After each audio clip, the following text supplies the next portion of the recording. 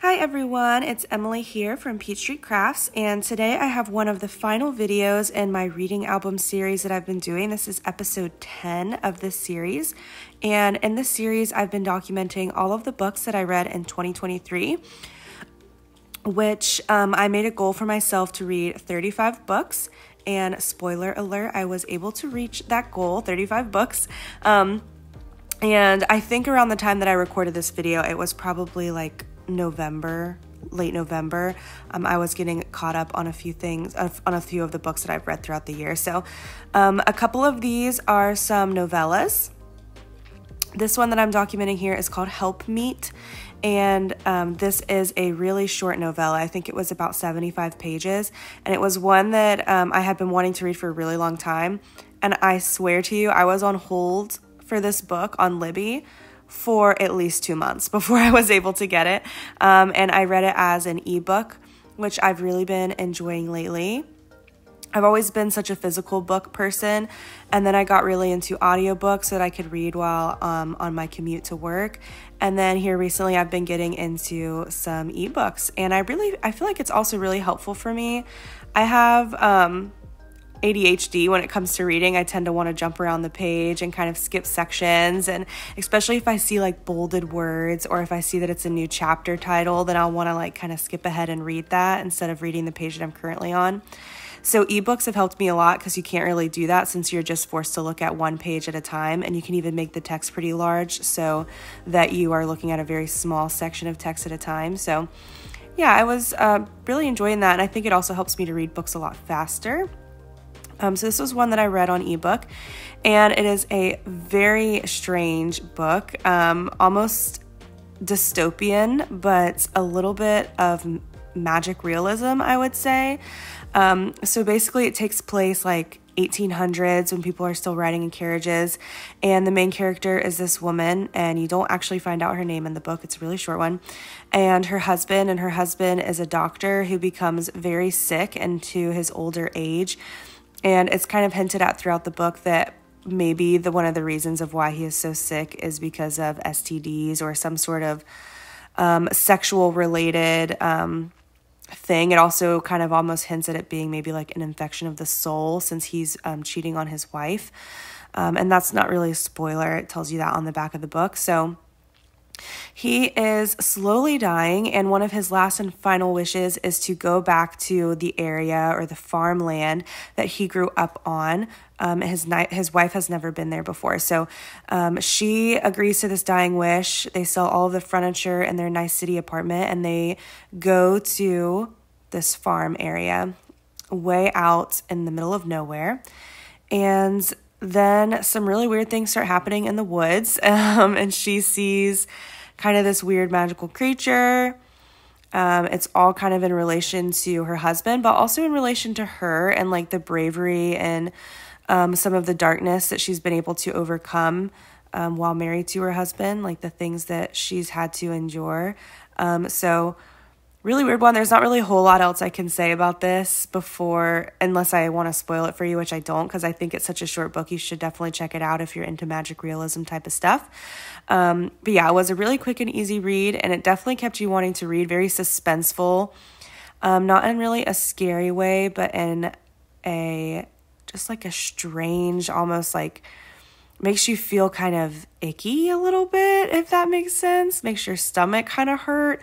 Not because it's nasty or gruesome, but just because, it's just that anticipation, I think, and you feel bad for the main character, and it's just weird. I don't know how else to describe it, but definitely check it out if it sounds like something that you would like to read.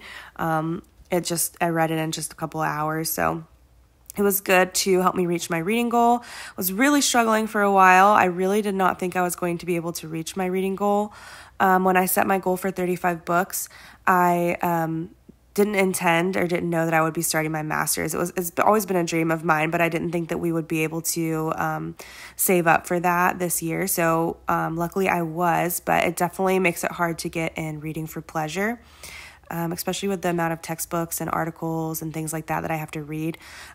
So some of these novellas and shorter books if you count them, I count them, helped me to reach my reading goal a lot faster. So I'm just kind of decorating this page with just some random bits and bobs. There's mostly cut-aparts on this page, and then I added a sticker from the Dear Lizzie collection, and two different Dear Lizzie collection. The She's Magic is that little postage stamp, and then I love this butterfly. I love all of the stickers from A New Day collection. I think that they're just so darling, and I'm trying to incorporate them as much as I can because this reading album is almost done. I don't have too many pages left, and I still have a lot of stickers, but I've run out of a lot of the papers, so I want to try to incorporate them where I can, so that way I'm using them with papers that actually match.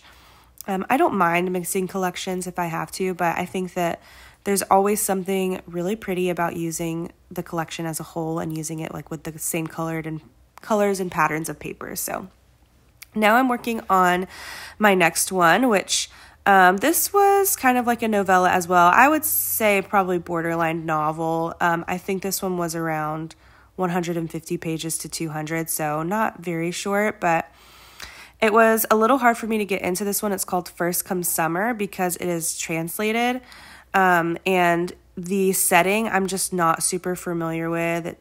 It's kind of like Icelandic setting and almost reminds me a lot of like Viking style of like villages and huts that they live in, and they go off on ships and explore.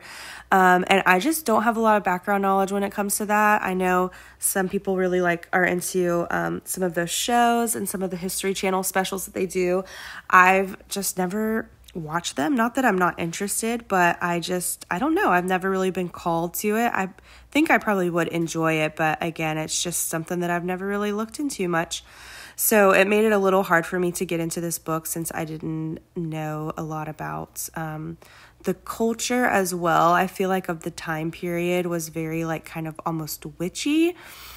And people were using like a lot of, not necessarily magic, but like mixes and potions and things like that to kind of cure illnesses and sicknesses and to be what they believed to cure those things. So yeah, it just made it a little hard for me to get into and really relate with some of the characters, but it was a really interesting read. Once I got about halfway, I was much more clear about what was going on, and it made it good to read.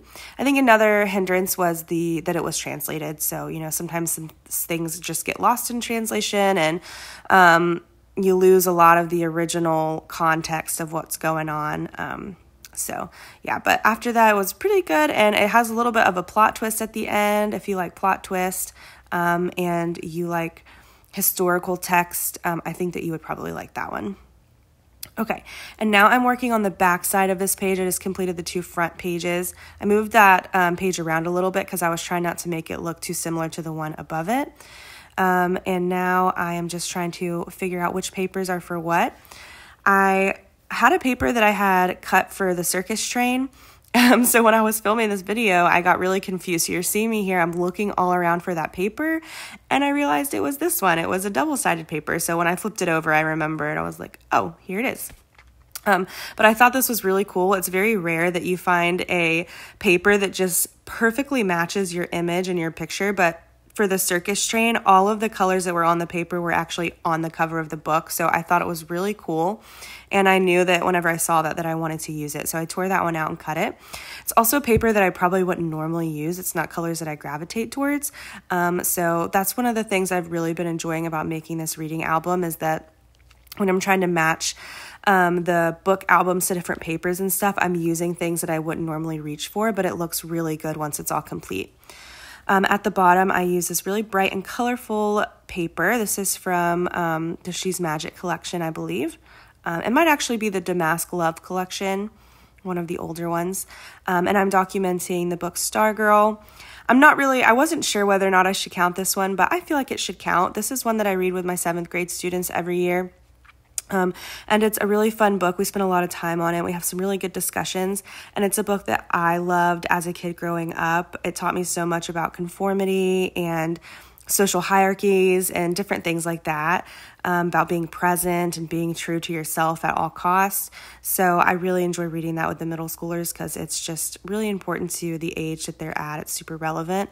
And technically I read it several times because I read it with each of my classes. So I think counting me as reading it one time is fair enough. And like I said, I was trying to count all of the books that I could. So I'm just decorating this with some really colorful pictures and images. I chose this cactus. One of the things that they like to do in the book is the book takes place in the desert, and there's actually this big cactus that they all go to find kind of like peace and clarity, and his name is Senor Saguaro. They gave him a name.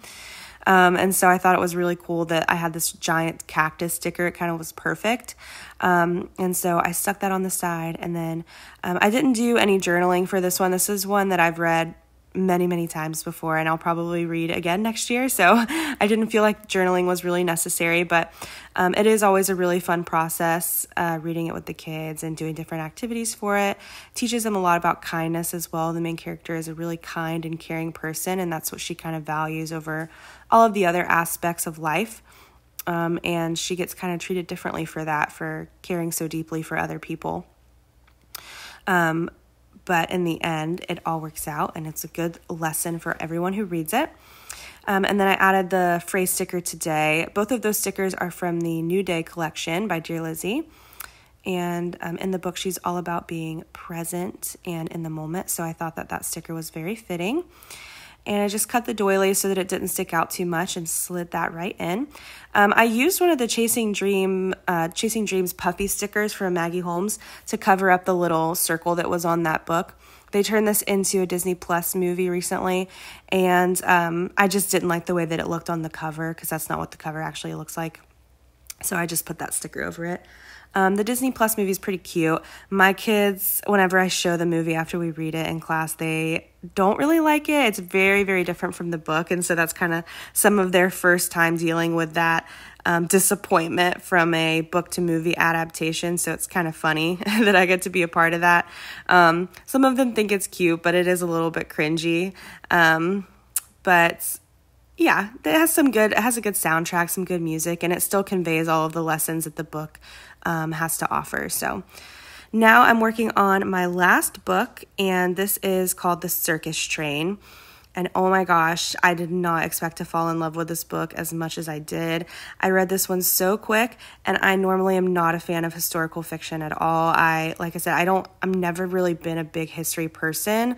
I remember some things here and there, but I have trouble just relating to some of the historic texts and historical fiction books and the characters.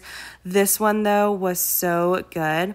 I love anything with circuses, and I love anything with trains. So it kind of makes sense that I enjoyed this one. But the main character has polio. Her father is an illusionist, a very famous illusionist and performer, and this takes place in Europe, mostly in France, and they are traveling on a train to be traveling performers, and the main character has polio, so that obviously has some complications for the ways in which they travel. And then, of course, World War II kind of stops everything right in its tracks. And so it's kind of about like how we deal with difficult things and how we have to overcome the challenges that we're dealt with. There's just some really good, lovable characters. There's some good plot twists in here, some things that you didn't expect, some familial ties and connections that come about, and you really don't see them coming at all. So it's just wonderful. It's a great story. And I just added some journaling and finished off with some gemstones to make sure that it matched the rest of the pages. And I think this spread is pretty cute. It's very colorful. The pages kind of sort of match and go together. And it doesn't really matter if they don't, because this album has just been so colorful and so much of a little rainbow collection of things. I've really had a good time putting this album together, and I hope that you guys will stick around to see the last couple episodes that I have coming out for it. It's been slow but sure. It's slowly getting there and slowly happening, and soon I'll have a completed album. So thank you guys so much for watching, and I'll catch you in my next one. Bye.